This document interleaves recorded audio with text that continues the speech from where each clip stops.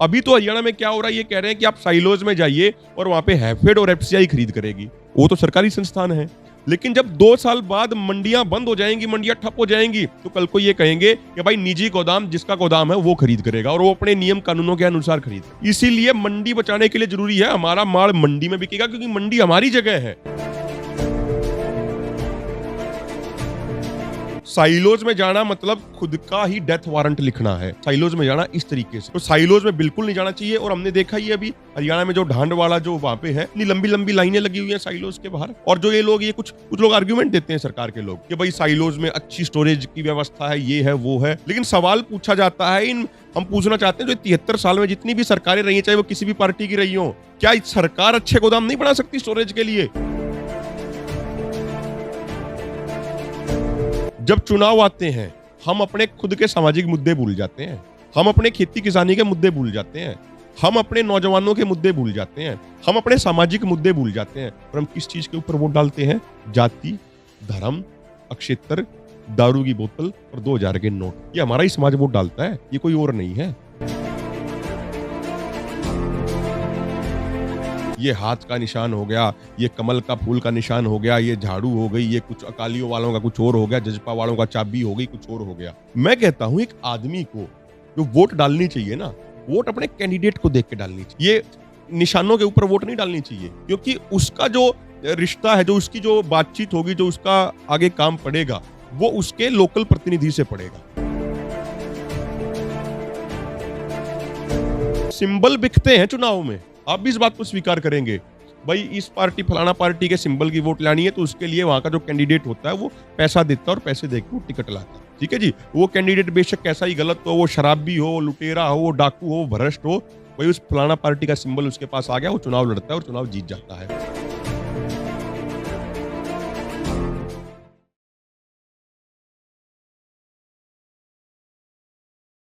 ਸਤਿ ਸ਼੍ਰੀ ਅਕਾਲ ਜੀ। ਤੁਸੀਂ ਦੇਖ ਰਹੇ ਹੋ ਸਰਖਾਪ ਟੀਵੀ ਤੇ ਮੈਂ ਹਰਜਿੰਦਰ ਸਿੰਘ ਢਿੱਲੋਂ। ਗੱਲ ਕਰ ਦਿਆਂਗੇ ਅੱਜ ਜਿਹੜਾ ਕਿਸਾਨੀ ਅੰਦੋਲਨ ਆ ਕਿੱਥੇ ਜਾ ਕੇ ਖੜ ਗਿਆ ਤੇ 26 ਨਵੰਬਰ ਨੂੰ ਜਿਹੜਾ ਅੰਦੋਲਨ ਸੀ ਪੰਜਾਬ ਤੋਂ ਚੱਲਦਾ, ਪੰਜਾਬ ਦੇ ਵਿੱਚ ਨੌਜਵਾਨੀ ਵੱਡੀ ਗਿਣਤੀ ਦੇ ਵਿੱਚ ਆਉਂਦੀ ਆ ਤੇ ਅੱਜ ਸੀਜ਼ਨ ਦਾ ਟਾਈਮ ਆ, ਕਣਕ ਦੀ ਵਾਢੀ ਹੋ ਰਹੀ ਆ ਤੇ ਉਸ ਤੋਂ ਬਾਅਦ ਅੱਗੇ ਦੀਆਂ ਜਿਹੜੀਆਂ ਫਸਲਾਂ ਨੇ ਉਹਨਾਂ ਦੀ ਬੀਜ ਬਿਜਾਈ ਵੀ ਸਟਾਰਟ ਕਰ ਦਿੱਤੀ ਆ ਵਿੱਚ ਏਰੀਆ ਦੇ ਵਿੱਚ। ਗੱਲਬਾਤ ਕਰਾਂਗੇ, ਸਾਡੇ ਨਾਲ ਅਭਿਮਨੂ ਮੌਜੂਦ ਨੇ। अभिमन्यु जी स्वागत है।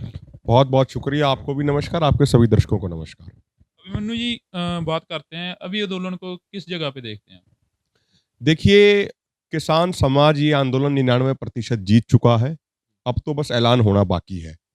सरकार इस बात को समझ चुकी है कि ये किसान ना तो पीछे हटेंगे, ना दबेंगे, ना डरेंगे, ना झुकेंगे। और सरकार ये भी समझ चुकी है कि ये तीनों काले कानून बहुत गलत हैं। सरकार ये भी समझ चुकी है कि एमएसपी गारंटी कानून इनको देना पड़ेगा। लेकिन अब सरकार इसे अपनी ईगो की लड़ाई बनाए हुए है, अपनी मूंछों की लड़ाई बनाए हुए है, अपने घमंड की लड़ाई बनाए हुए है। हम तो ये कहते हैं कि जो सरकार होती है, वो सरकार कोई एक पार्टी नहीं होती जो चुन के आ गई, वो तो देश की सरकार हो गई। तो उनको ये बात समझनी चाहिए, जब देश के 80 करोड़ किसान ये कानून नहीं चाहते, जब देश के 80 करोड़ किसान एमएसपी गारंटी कानून चाहते हैं, तो किसानों की भावनाओं के अनुसार कोई फैसला लेना सरकार। सरकार इसे अपनी ईगो की लड़ाई क्यों बनाए हुए है? सरकार हठ धर्मिता पे क्यों अड़ी हुई है? तो किसान आंदोलन पूरे तरीके से मजबूत है। और देखिए, ये जो एक सीजन था, खासकर पश्चिमी उत्तर प्रदेश, हरियाणा, पंजाब में, ये अभी गेहूं कटाई का भी है और हमारे यहाँ पे तो कुछ एरिया में अभी गन्ना भी अभी मिलों में पड़ रहा है अभी। तो किसान इस समय खेत में बहुत ज्यादा बिजी है। लेकिन जिस तरीके से 2 दिन पहले एक ये खबर लगी कि भाई सरकार कुछ ऑपरेशन क्लीन की प्लानिंग कर रही है, हम सरकार को एक बात कहना चाहते हैं कि मोदी जी ने जिस मिस कॉल की बात की थी, वो मिस कॉल तो फर्जी थी। उस कॉल से तो कुछ होना जाना नहीं था, हमें पहले दिन से मालूम है।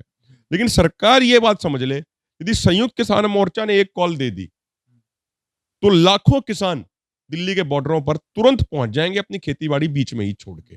तो सरकार ऐसी कुछ साजिश रचने की सोचे भी नहीं। ये सरकार को बड़ा महंगा पड़ेगा।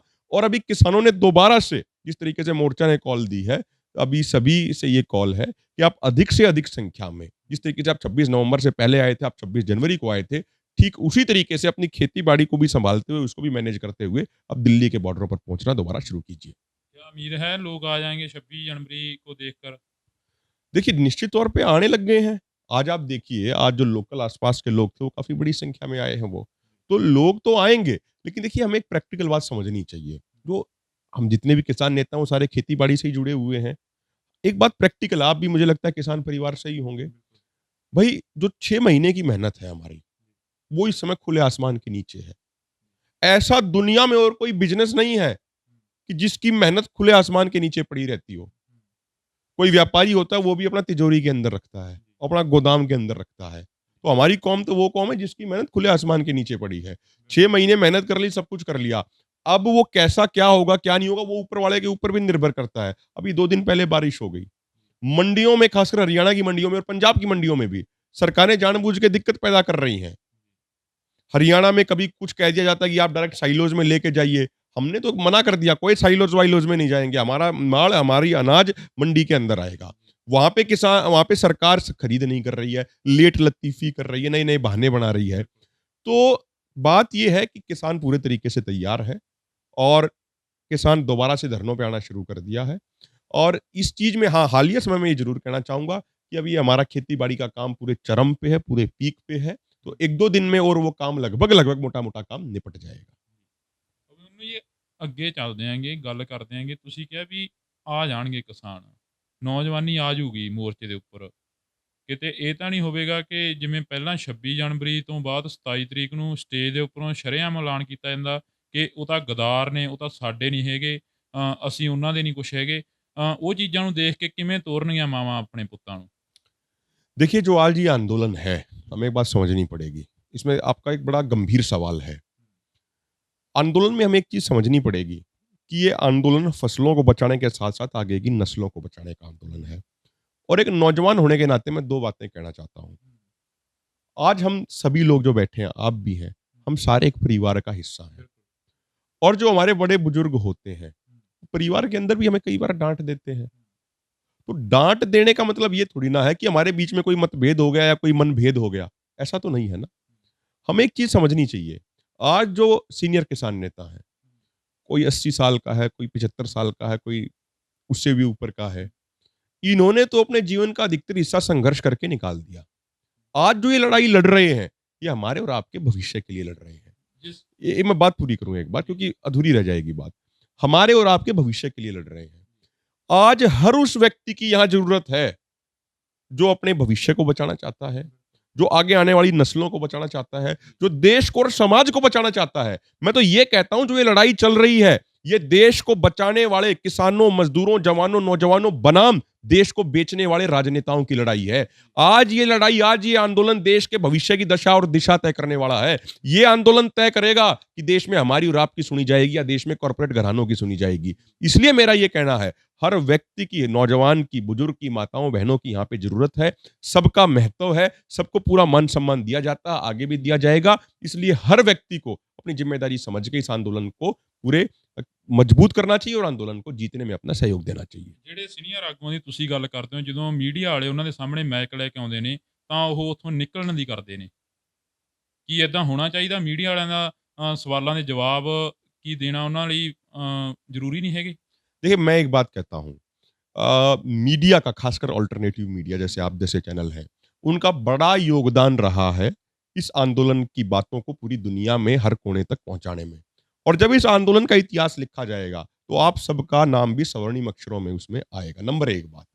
दूसरी बात, देखिए मेरा तो पर्सनली ये मानना, ये मेरा ओपिनियन है, भाई एक मीडिया है जो मेन स्ट्रीम मीडिया की मैं बात कर रहा हूं, जो पहले दिन से हमारे खिलाफ झूठा प्रोपोगेंडा कर रहा है। हम ये नहीं कह रहे कि सवाल मत पूछो, आप सवाल पूछो, हम आपके जवाब देंगे। लेकिन आप कम से कम वो मेन स्ट्रीम मीडिया ये तो ना करे ना कि हमारी आगे की बात काट दी, पीछे की बात काट दी और बीच की बात को निकाल के और कुछ और ही उसका अर्थ का अनर्थ निकाल दे। हमारे साथ ये भी हुआ है। हम तो यहां तक कहते हैं, वो इस तरीके की मेन स्ट्रीम मीडिया के कुछ चैनल जो इस तरीके की बात करते हैं, हम तो उनके सवालों का भी जवाब देंगे। तो हर सवाल का जवाब देना है, हम देंगे। कई बार चीजें हो जाती हैं, एक आधी बार की भाई समय का अभाव हो जाता है, कुछ और हो जाता है, तो उसमें एक आधी बार ऐसी हो गई होगी। यदि उसके बाद भी मैं कहता हूं यदि कोई ऐसा हुआ है तो उसके लिए ऐसा नहीं होना चाहिए और उसके लिए हम क्षमा भी फील करते हैं। आप हमारे ही आंदोलन का एक हिस्सा है। मैं आपको पत्रकार से ज्यादा एक किसान का बेटा मानता हूं। आपने ਕਿਹਾ ਵੀ ਜਿਹੜੇ ਬਜ਼ੁਰਗ ਹੁੰਦੇ ਨੇ ਉਹ ਡਾਂਟ ਦਿੰਦੇ ਨੇ, ਪਰ ਬਜ਼ੁਰਗ ਕਦੇ ਇਹ ਤਾਂ ਨਹੀਂ ਕਹਿੰਦੇ ਹੁੰਦੇ ਵੀ ਇਹ ਸਾਡਾ ਹਿੱਸਾ ਹੀ ਨਹੀਂ ਰਿਹਾ ਪਰਿਵਾਰ ਦਾ। ਅੱਜ ਬਥੇਰੇ ਆਗੂ ਕਹਿ ਰਹੇ ਨੇ ਉਹ ਯਾਰ ਫਲਾਨਾ ਬੰਦਾ ਤਾਂ ਸਾਡਾ ਹਿੱਸਾ ਨਹੀਂ ਹੈਗਾ, ਕੀ ਉਹਨਾਂ ਨੂੰ ਗਲ ਨਾਲ ਨਹੀਂ ਲਾਉਣਾ ਚਾਹੀਦਾ? देखिए मेरा एक कहना है भाई, संयुक्त किसान मोर्चा के कुछ रूल्स एंड रेगुलेशन है, कुछ गाइडलाइंस हैं। यदि कल को, मैं एक बात कहता हूँ, यदि कल को मैं उन गाइडलाइंस से बाहर जाता हूँ, यदि मैं उन गाइडलाइंस को फॉलो नहीं करता हूँ, तो मेरे ऊपर भी निश्चित तौर पे कार्रवाई होनी चाहिए। भाई परिवार में भी कुछ नियम कानून तो होते हैं ना। यदि उन नियम कानूनों को हम फॉलो करेंगे तो हमारे परिवार के बुजुर्ग हमें आगे बढ़ाएंगे। यदि हम नियम कानूनों से ऊपर होकर काम करेंगे तो निश्चित तौर पे फिर कुछ ना कुछ तो वो कार्रवाई करेंगे ना, कुछ तो कुछ वो इंटरनल कार्रवाई करेंगे, उनको अधिकार है ये। तो इसीलिए मेरा ये कहना है, हम नौजवानों की भी जिम्मेदारी बनती है कि जो नियम कानून सेट किए गए हैं, नियम कानूनों का हम पालन करें। मैं छोटी सी आपको एक नॉर्मल, एक इससे अलग मैं एक एग्जांपल दे रहा हूँ। बहुत सारे हमारे पास भी इनविटेशन आते हैं, न्योते आते हैं पंचायतों के। हम पहली बात उनसे दो ही बातें पूछते हैं। पहली बात तो ये कि भाई संयुक्त किसान मोर्चा की ये गाइडलाइन है, इन गाइडलाइन के अनुसार आपकी पंचायत होनी चाहिए, नंबर 1। नंबर 2, कोई भी पॉलिटिकल व्यक्ति आपकी स्टेज पे नहीं होना चाहिए किसी भी पार्टी का। ये हमारी गाइडलाइन है, ये संयुक्त किसान मोर्चा की गाइडलाइन है और इन गाइडलाइन से हम बंधे हुए हैं, इनको हम फॉलो करते हैं। तो मेरा ये कहना है, हमारी भी जिम्मेदारी बनती है कि हम उन मोर्चे की गाइडलाइन, नियम कानूनों का पालन करें। अब ये खेल समझने की जरूरत है हर किसान को, खासकर हरियाणा और पंजाब के किसानों को, क्योंकि ये इसलिए समझने की जरूरत है, सरकार अल्टीमेटली मंडियों को खत्म करना चाहती है। मंडियां खत्म होंगी, सरकारी खरीद खत्म होगी, सरकारी खरीद खत्म होगी तो एमएसपी जो मिलता है वो बंद होगा। ये मैं समझना है। कानून भी यही करना चाह रहे थे, 3 काले कानून भी। अब हमने हरियाणा में अपने किसानों को समझाया, भाई मान लो आप सीधा माल साइलोज में ले गए 2 साल 3 साल तक, तो मंडियां तो आपकी ठप हो गई, मंडियां तो आपकी बंद हो गई ना, उन पे तो ताले पड़ गए ना। अभी तो हरियाणा में क्या हो रहा है, ये कह रहे हैं कि आप साइलोज में जाइए और वहां पे हैफेड और एफसीआई खरीद करेगी। वो तो सरकारी संस्थान है। लेकिन जब 2 साल बाद मंडियां बंद हो जाएंगी, मंडियां ठप हो जाएंगी, तो कल को ये कहेंगे कि भाई निजी गोदाम, जिसका गोदाम है वो खरीद करेगा और वो अपने नियम कानूनों के अनुसार खरीद करेगा। इसीलिए मंडी बचाने के लिए जरूरी है हमारा माल मंडी में बिकेगा, क्योंकि मंडी हमारी जगह है। मंडी किसी पार्टी की नहीं है, मंडी किसी अधिकारी की नहीं है, मंडी किसान की है।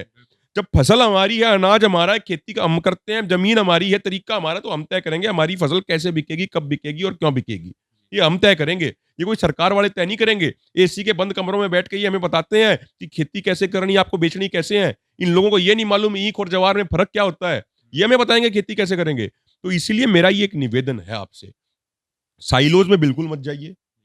साइलोज में जाना मतलब खुद का ही डेथ वारंट लिखना है। साइलोज में जाना इस तरीके से है, तो साइलोज में बिल्कुल नहीं जाना चाहिए। और हमने देखा ही अभी हरियाणा में जो ढांड वाला जो वहां पे है, कितनी लंबी लंबी लाइनें लगी हुई हैं साइलोज के बाहर। और जो ये लोग, ये कुछ कुछ लोग आर्ग्यूमेंट देते हैं सरकार के लोग कि भाई साइलोज में अच्छी स्टोरेज की व्यवस्था है, ये है वो है। हम एक बात कहते हैं, अच्छी स्टोरेज व्यवस्था निश्चित तौर पे होनी चाहिए, लेकिन सवाल पूछा जाता है, इन हम पूछना चाहते हैं जो 73 साल में जितनी भी सरकारें रही हैं, चाहे वो किसी भी पार्टी की रही हो, क्या सरकार अच्छे गोदाम नहीं बना सकती स्टोरेज के लिए? क्या अंबानी और अडानी के पास ही वो तकनीक है कि वही गोदाम बनाएंगे? और यदि ये 73 साल बाद भी हमारी सरकारें, ये राजनीतिक पार्टियां यदि अच्छे गोदाम नहीं बना सकती, अच्छी स्टोरेज वाले, तो इन लोगों को राजनीति में रहने का कोई हक नहीं है। इनको तुरंत इस्तीफा देना चाहिए और पूरे देश से माफी मांगनी चाहिए। ਤੁਸੀਂ ਕਿਹਾ ਵੀ ਰਾਜਨੀਤੀ ਦੇ ਵਿੱਚ ਰਹਿਣ ਦਾ ਕੋਈ ਹੱਕ ਨਹੀਂ ਹੈਗਾ। ਪੰਜਾਬ ਦੇ ਵਿੱਚ ਜੇ ਗੱਲ ਕਰੀਏ ਮੇਨ, ਜਾਂ ਹਰਿਆਣੇ ਦੇ ਵਿੱਚ ਗੱਲ ਕਰੀਏ, ਤਾਂ ਮੇਨ ਪਾਰਟੀਆਂ 4 ਹੀ ਸਾਹਮਣੇ ਆਉਂਦੀਆਂ ਨੇ, ਬੀਜੇਪੀ, ਕਾਂਗਰਸ, ਅਕਾਲੀ ਦਲ, ਆਮ ਆਦਮੀ ਪਾਰਟੀ। ਤੇ ਫਿਰ ਲੋਕ ਪਾਉਣਗੇ ਕਿਹਨੂੰ ਵੋਟ? देखो, ਕਿਹੜਾ ਸਾਡਾ ਨੇਤਾ ਹੋਊਗਾ, ਕਿਹੜਾ ਸਾਡੇ ਪੰਜਾਬ ਦੀ ਮੁਹਾਰ ਫੜੂਗਾ, ਕਿਹੜਾ ਸਾਡੇ ਦੇਸ਼ ਦੀ ਮੁਹਾਰ ਫੜੂਗਾ, ਕਿਹੜਾ ਨੇਤਾ ਹੋਊਗਾ? मैं इसमें आपको एक बात कहना चाहता हूं। हमारे देश का एक दुर्भाग्य रहा है, और ये हमारी गलती है, मैं किसी और की गलती नहीं बता रहा, हमारे समाज की गलती है, और हमें भी अपने गिरेबान के अंदर झांक के देखना चाहिए।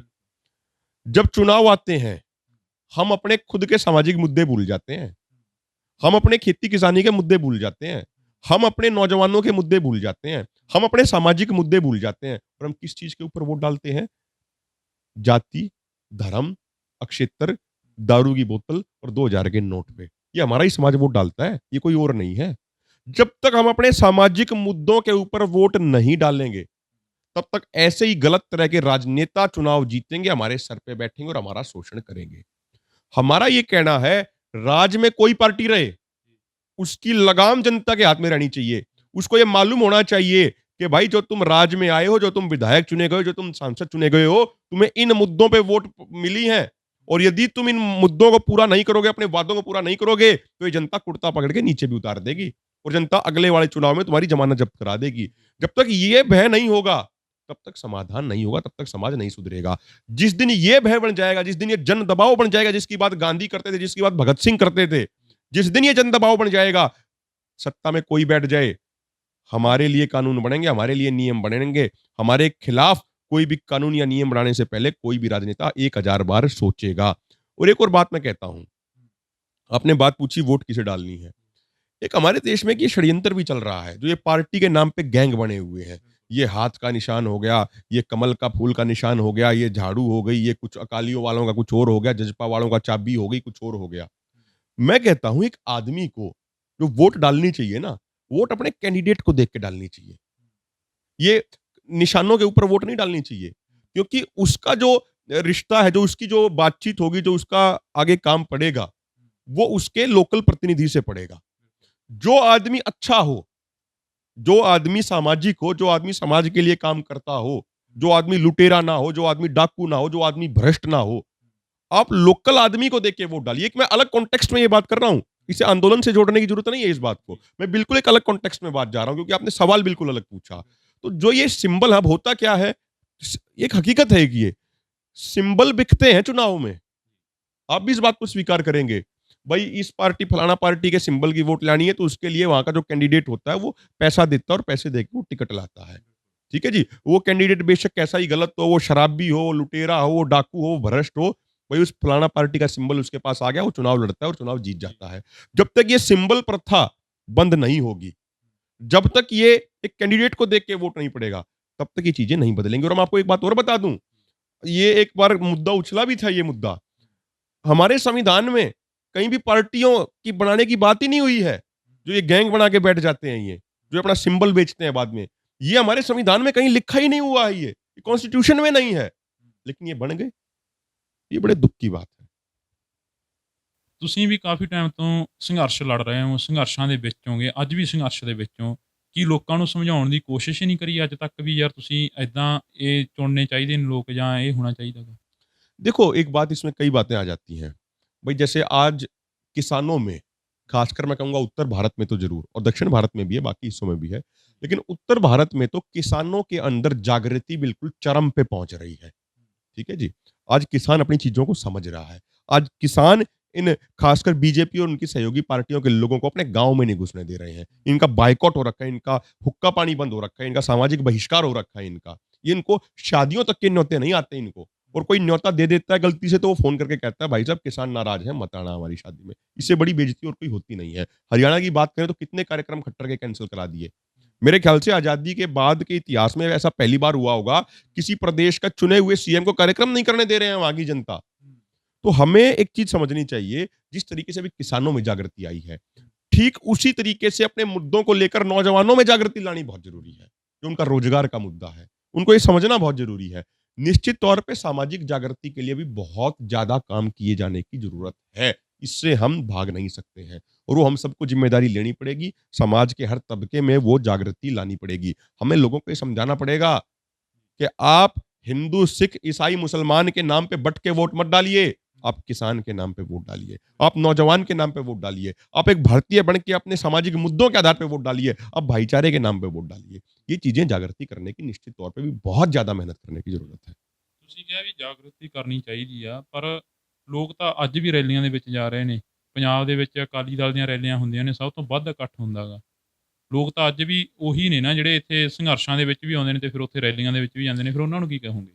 देखो ये बात हमें समझनी पड़ेगी इस बात को। इसमें इसीलिए मैंने कहा भी बहुत जागृति की जरूरत है। देखो एक हमारा सिस्टम क्या कहता है, हमारा सिस्टम कहता है कि जनता मालिक है और जो ये मंत्री हैं ये जनता के नौकर हैं। तो जो एक वे ऑफ फंक्शनिंग है, नौकर जनता के पास, नौकर मालिक के पास आता है और जनता मालिक है। तो इसीलिए हमें उनकी रैलियों में जाने की जरूरत नहीं है, वो हमारे पास आएंगे। तो हमें इन सभी जो ये पॉलिटिकल पार्टीज हैं, इनके पीछे भागना बंद करना पड़ेगा। और जो मैंने कहा, जो हमारी आइडेंटिटी किसान, नौजवान, जवान की है, उस आइडेंटिटी पे हमें रहना पड़ेगा। और जब तक हम उस आइडेंटिटी पे नहीं आएंगे, तब तक ये सारी पार्टियां इसी तरीके से हमें फुटबॉल बना के हमारा शोषण करती रहेंगी और कुछ नहीं होगा। ਆਖਰ ਦੇ ਵਿੱਚ ਇੱਕ ਸਵਾਲ ਆ ਜਾਂਦੇ ਨੇ, ਲੋਕਾਂ ਦੇ ਸਵਾਲ ਨੇ ਇਹ ਜਿਹੜਾ ਮੈਂ ਹੁਣ ਕਰਾਂਗਾ। ਲੋਕ ਕਹਿੰਦੇ ਨੇ ਯਾਰ ਸੰਘਰਸ਼ ਦਿੱਲੀ 'ਚ ਚੱਲ ਰਿਹਾ, ਸਿੰਘੂ ਬਾਰਡਰ ਤੇ ਬੈਠੇ ਨੇ ਲੋਕ, ਗਾਜੀਪੁਰ ਬਾਰਡਰ ਤੇ ਬੈਠੇ ਨੇ, ਟਿੱਕਰੀ ਬਾਰਡਰ ਤੇ ਬੈਠੇ ਨੇ ਤੇ 2 ਬਾਰਡਰਾਂ ਦੇ ਹੋਰ ਬੈਠੇ ਨੇ ਲੋਕ। ਪਰ ਜਿਹੜੇ ਆਗੂ ਨੇ ਉਹ ਪੰਜਾਬ ਦੇ ਵਿੱਚ ਕੀ ਕਰਨ ਆ ਰਹੇ ਨੇ, ਹਰਿਆਣੇ ਦੇ ਵਿੱਚ ਕੀ ਕਰਨ ਆ ਰਹੇ ਨੇ, ਮਹਾਂ ਪੰਚਾਇਤਾਂ ਕਿਉਂ ਹੋ ਰਹੀਆਂ ਨੇ? ਕੀ ਲੋਕਾਂ ਨੂੰ ਪਹਿਲਾਂ ਪਤਾ ਨਹੀਂ, ਦੱਸਿਆ ਨਹੀਂ ਗਿਆ ਵੀ ਇਹ ਕਾਨੂੰਨ ਇਹੋ ਜਿਹੇ ਨੇ, ਜਾਂ ਲੋਕਾਂ ਨੂੰ ਹੁਣ ਤੁਸੀਂ ਜਾ ਕੇ ਦੱਸ ਰਹੇ ਹੋ ਵੀ ਕਾਨੂੰਨ ਆਪਾਂ ਰੱਦ ਕਰਾਉਣੇ ਨੇ, ਪਹਿਲਾਂ कुछ ਹੋਰ ही करते रहे? देखो, कई बार क्या होता है, लीडरशिप को बहुत सारी चीजें देख के डिसीजन लेने पड़ते हैं। मैं आपको हरियाणा की बात करता हूं। मैं आपको हरियाणा में जो सरकार है, हरियाणा वालों को 2 फ्रंट पे लड़ना पड़ रहा है। स्टेट में भी बीजेपी है, उनकी सरकार है, सेंटर में भी बीजेपी की सरकार है। तो हम स्टेट वाले फ्रंट पे भी लड़ रहे हैं, हम सेंटर वाले फ्रंट पे भी लड़ रहे हैं। तो हमें हरियाणा में समय समय पे कार्यक्रम करके अपने समाज का शक्ति प्रदर्शन दिखाना बहुत ज्यादा जरूरी है। एक जगह, एक एरिया था कुछ दिन पहले हरियाणा में, जहां में पंचायत नहीं हुई थी। वहां पे जेजेपी के विधायकों ने गुंडागर्दी की और वो जबरदस्ती गांव में घुसने का प्रयास किया। जेजेपी के गुंडों ने किसानों के ऊपर फायरिंग की। उल्टा किसानों के ऊपर 307 के मुकदमे दर्ज हो गए। मैं कहता हूं, यदि वहां पे उससे 5 दिन पहले भी कोई पंचायत हुई होती और हजारों लोग वहां उसमें पहुंचे होते, तो किसी राजनेता की औकात नहीं थी वहां पे ऐसी कोई घटना कर देता। तो समय समय पे शक्ति प्रदर्शन करना हरियाणा में जरूरी है। लेकिन हाँ, ये बात जरूर है, वो जो भी कार्यक्रम ऐसे तय किए जाएं, वो एक कोऑर्डिनेटेड वे में होने चाहिए। ये बात मैं निश्चित तौर पर इसमें सहमत हूँ। एक कोऑर्डिनेशन होना चाहिए और उसी के तहत वो कार्यक्रम होने चाहिए। और संयुक्त किसान मोर्चा वो चीज कर भी रहा है, अभी ऐसी बात नहीं है। जब से वो चीज संज्ञान में आई है, तो उस चीज को लेके किया जा रहा है। हरियाणा में कोऑर्डिनेटेड वे में सारे कार्यक्रम हो रहे हैं। इसलिए मेरा ये कहना है कि कई बार जो सिचुएशन होती है, लोकल सिचुएशन होती है, लीडरशिप को बहुत सारी बातें देख के चलनी पड़ती हैं। अब मान लीजिए मैं और आप यहाँ बैठे हैं, आप पत्रकार हैं, तो आप पत्रकारिता को जिस उम्दा तरीके से समझते हैं, मैं नहीं समझता हूँ। पत्रकारिता में क्या मजबूरियां होती हैं, क्या जिम्मेदारियां होती हैं, ये आप मेरे से ज्यादा बेहतर जानते हैं। तो इसी तरीके से जब आप सोशल लीडरशिप कर रहे होते हैं, तो जिन लोगों को 50-50 साल का अनुभव हो गया, जिन लोगों को 50 साल हो गए सड़कों पे लट खाते हुए अपने किसान कौम के लिए, तो वो चीजें बेहतर तरीके से अपने फील्ड की जानते हैं। तो कई बार कुछ ऐसी रणनीतिक भी चीजें होती हैं जो करनी पड़ती हैं। बहुत ਹਾਂ, ਸੋ ਇਹ ਸਨ ਸਾਡੇ ਨਾਲ ਅਭਿਮਨੂ ਜੀ, ਜਿਹੜੇ ਕਿ ਹਰਿਆਣਾ ਤੋਂ ਇੱਕ ਨੌਜਵਾਨ ਕਿਸਾਨ ਆਗੂ ਨੇ। ਇਹਨਾਂ ਦਾ ਕਹਿਣਾ ਗਾ ਕਿ ਸਮੇਂ-ਸਮੇਂ ਦੇ ਹਿਸਾਬ ਨਾਲ ਸਾਨੂੰ ਵੀ ਬਦਲਣਾ ਪੈਂਦਾ, ਸਾਨੂੰ ਵੀ ਜਿਹੜੀਆਂ ਮਹਾਂ ਪੰਚਾਇਤਾਂ ਨੇ ਉਹ ਕਰਨੀਆਂ ਪੈਂਦੀਆਂ ਨੇ, ਸਿਆਸੀ ਧਿਰਾਂ ਨੂੰ ਦੇਖਦੇ ਹੋਏ, ਸਿਆਸੀ ਲੀਡਰਾਂ ਨੂੰ ਦੇਖਦੇ ਹੋਏ।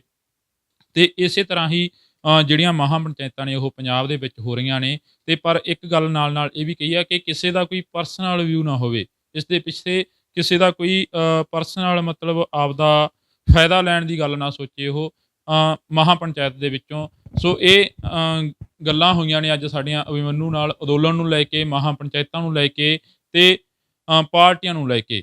ਇਸੇ ਤਰ੍ਹਾਂ ਹੀ ਹੋਰ ਜਿਹੜੇ ਆਗੂ ਹੋਣਗੇ ਉਹਨਾਂ ਦੇ ਨਾਲ ਵੀ ਗੱਲਬਾਤ ਕਰਾਂਗੇ। ਜੁੜੇ ਰਹੋ ਸਰਖਾਪ ਟੀਵੀ ਦੇ ਨਾਲ। ਮੈਨੂੰ ਦਿਓ ਫਿਲਹਾਲ ਦੇ ਲਈ ਆਗਿਆ। ਹਰਜਿੰਦਰ ਸਿੰਘ ਢਿੱਲੋਂ ਨੂੰ ਧੰਨਵਾਦ ਜੀ।